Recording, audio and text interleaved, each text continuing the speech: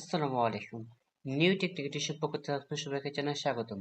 আশা করি সবাই মহান আল্লাহ তাআলার রহমতে ভালো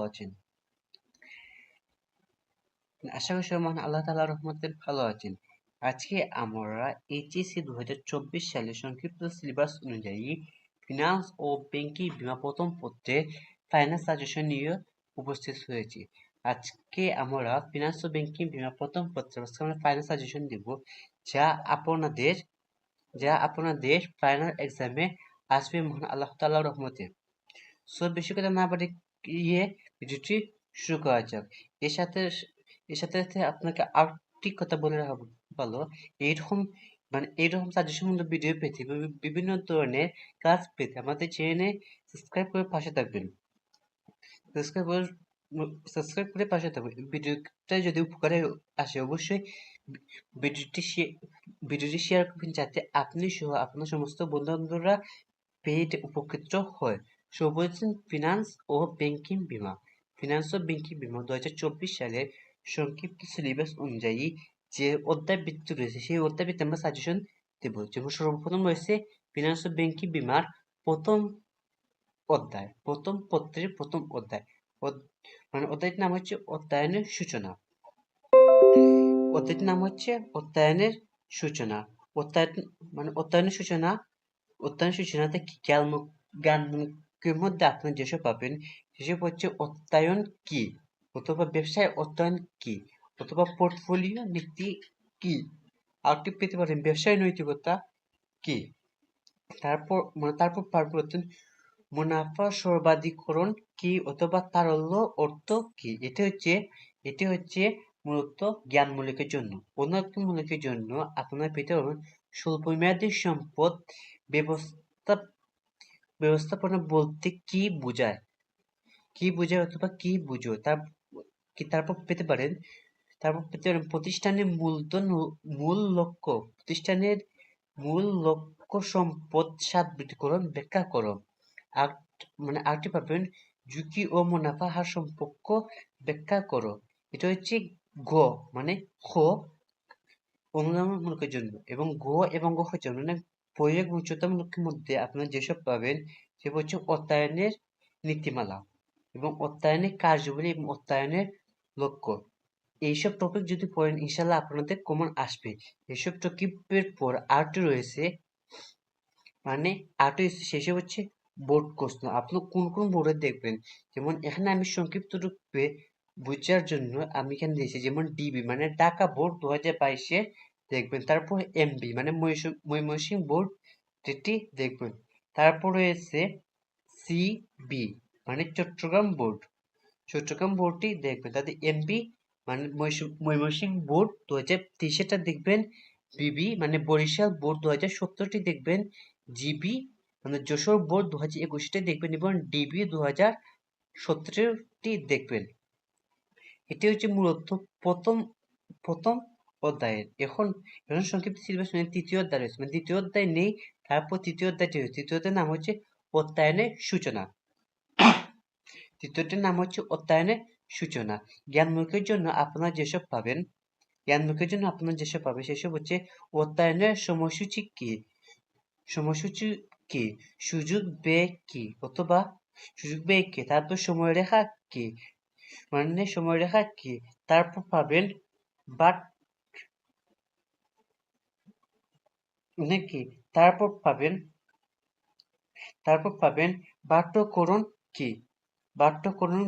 কি, তারপর পাবেন চক্রবৃত্তিকরণ কি, তারপর বার্ষিক বৃত্তি কি, সাধারণ বৃত্তি কি, তাদের কার্যগুলি সুদ কি। তারপর পেতে পারেন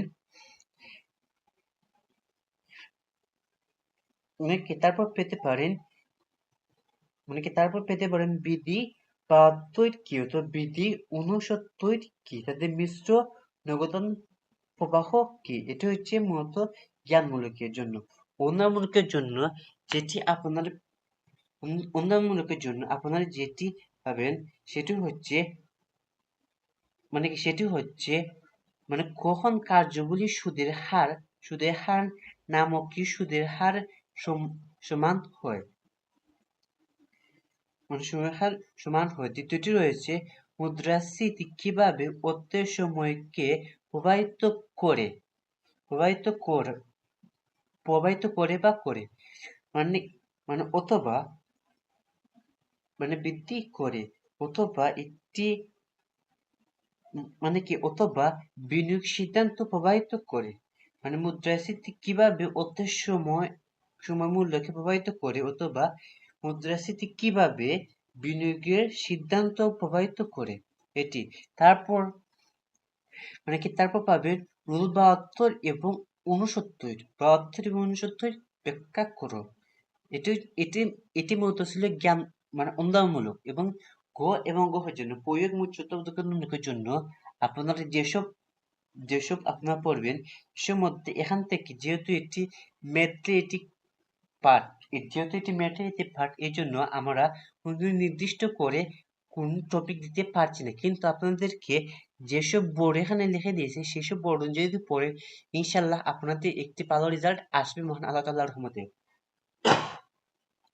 যেসব বোর্ডের মধ্যে সর্বপ্রথম রয়েছে এসবি সর্বপ্রথম রয়েছে এসপি মানে সিলেট বোর্ড এসপি 2022-23 2022 এবং 23-এর সিলেট বোর্ডে যদি দেখেন তাহলে অবশ্যই আপনাদের একটি আসবে তারপর রয়েছে ডিবি মানে ঢাকা বোর্ড তারপর রয়েছে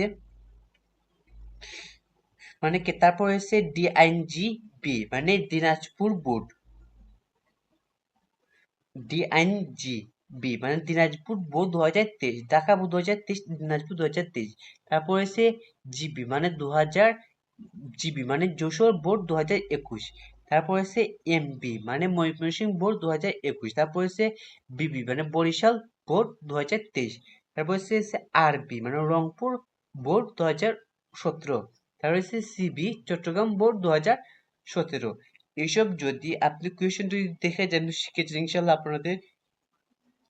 আপনাদের একটি ভালো রেজাল্ট আসবে মহান আল্লাহ তাআলার রহমতে তারপর রয়েছে ষষ্ঠ অর্থাৎ দীর্ঘমেয়াদী অর্থায়ন সংক্ষিপ্ত সিলেবাস অনুযায়ী ষষ্ঠ অধ্যায় রয়েছে দীর্ঘমেয়াদী অর্থায়ন দীর্ঘমেয়াদী অর্থায়নের মধ্যে জ্ঞানমুখের জন্য রয়েছে দীর্ঘমেয়াদী অর্থায়ন কি বন্ড কি দীর্ঘমেয়াদী অর্থায়ন কি বন্ড কি তারপর রয়েছে ট্রুস্ট গুন্ট বন্ড কি মানে জিরো কুপন বন্ড কি তারপর রয়েছে টেঞ্জারি বন্ড কি তারপর হচ্ছে শেয়ার কি তাদের অগ্রাধিকার শেয়ার কি তারপর হচ্ছে কুপন বন্ড কি এটি হচ্ছে জ্ঞানমূলক অনুদানমূলকের জন্য আপনারা পাবেন অগ্রবিদ শেয়ার কি কেন হাইব্রিড বা হাইব্রিড বা শেয়ার বলা হয় তারপর আরটি পাবেন কখন বন্ডে বাজার মূল্য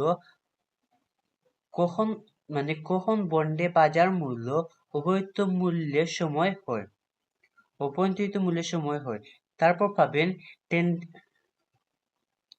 ট্যানজারি বন্ড আয় এর হার কি কেন আয় হারকে কেন ঝুঁকি যুক্ত বলা হয়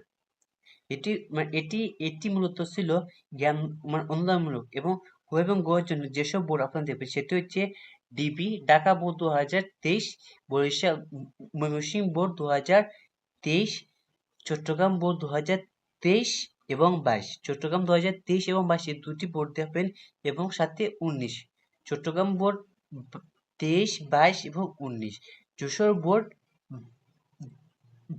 বোর্ড 23 এবং 22 এই দুটি যদি দেখেন অবশ্যই আপনাদের ভালো একটি রেজাল্ট আসবে মহান আল্লাহ তাআলার রহমতে তারপর হচ্ছে অষ্টম অধ্যায় বাজেটিং অষ্টম অধ্যায় রয়েছে বাজেটিং মানে বাজেটিং মধ্যে আপনি জ্ঞানমুখের জন্য পাবেন মূলধন বাজেটিং কি বা অবচয় কি তারপর আপনি পাবেন প্রকল্প কি বা স্বাধীন প্রকল্প কি তারপর পাবেন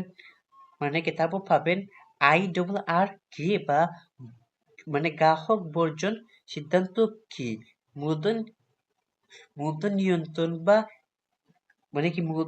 নিয়ন্ত্রণ বা রেশিওরিং কি এটি যেহেতু মূলত জ্ঞানমূলক অনুদানমূলকের জন্য যেসব পাবেন মূলধন রেশিং কেন করা হয় মূলধন বাজেটিং প্রতিষ্ঠানের মুনাফা অর্জনের ক্ষমতা বাড়ায় ব্যাখ্যা করো মূলধন বাজেটিং এর মানে মূলধন বাজেটিং এর কেন বাটকরণের পদ্ধতি আবৃত মানে অধিক গ্রহণযোগ্য তারপর রয়েছে অন্তত আয়ের ক্ষেত্রে এনপিবি শূন্য হওয়ার প্রয়োজন কেন? শূন্য হওয়ার প্রয়োজন কেন? এটি ছিল মূলত অনুদানমূলক এবং প্রয়োগ এবং যেসব বোর্ড দেখবে সেসব বোর্ড হচ্ছে JB, Jessore board 2024, Barishal board 23, 22 এবং 19, Mymensingh board 2022, Rangpur board 2022, Dhaka board 2023 এবং 22 প্রশ্ন যদি দেখুন আশা করি আপনাদের কমন আসবে আল্লাহ তাআলার রহমতে। তারপর রয়েছে নবম অধ্যায়।